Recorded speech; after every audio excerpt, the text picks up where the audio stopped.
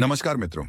धार्मिक ज्ञान YouTube channel में आपका स्वागत है। आज मैं आपको ऐसी कथा सुनाने जा रहा हूं कि आपने ये कभी भी या किसी भी समय एक कथा नहीं सुनी होगी।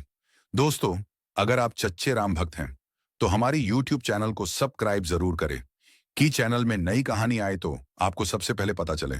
क्या आप जानते हैं कि रामायण कथा राम के जन्म से पहले से ही लिखी गई थी? और कैसे लिखी गई थी? राम का पृथ्वी पर जन्म लेना, सीता का हरण होना, सुग्रीव को मिलना, रावण का वध करना, राम राज्य की स्थापना करना, ये पहले से ही तय था। और ये वाल्मीकि रामायण राम के जन्म से पहले ही लिखी गई थी। तो सुनिए, ये कथा राम के जन्म से पहले रामायण कैसे लिखी गई थी।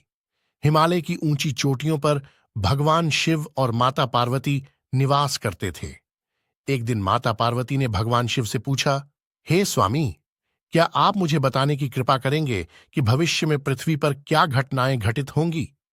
पृथ्वी पर रावण जैसा बलवान ज्ञानी और शिव भक्त अधर्म कर रहा है, उसका नाश कब होगा? और कब भगवान विष्णु पृथ्वी पर जन्म लेगा?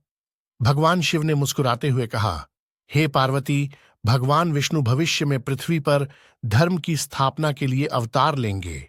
वे अयोध्या के राजा दशरथ के घर पुत्र रूप में जन्म लेंगे और राम कहलाएंगे। उनकी पत्नी सीता होंगी, जो माता लक्ष्मी का अवतार होंगी। राम के जीवन में कई घटनाएं घटेंगी।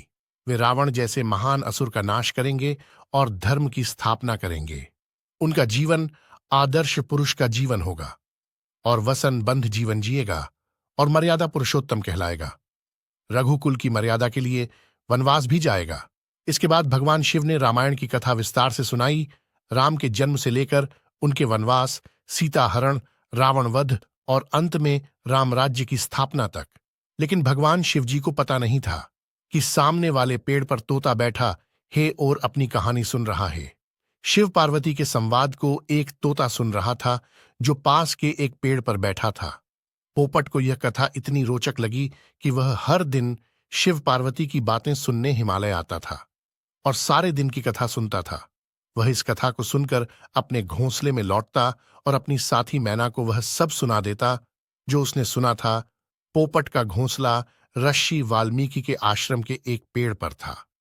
ऋषि वाल्मीकि अपनी तपस्या और साधना में लीन रहते थे। उन्होंने अपने तप के बल पर पक्षियों की भाषा को समझने की क्षमता प्राप्त कर ली थी।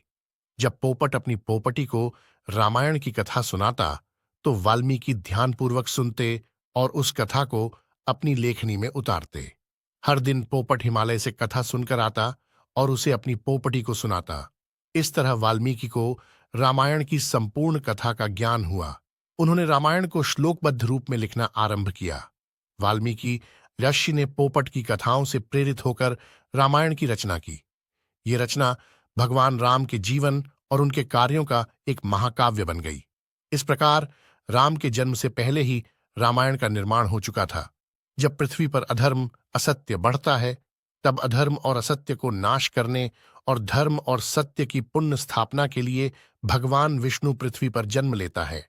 यह कथा हमें बताती है कि भगवान के कार्य पहले से ही नियत होते हैं और उनकी कथा संसार में सत्य, धर्म और आदर्श का मार्ग प्रशस्त करती है।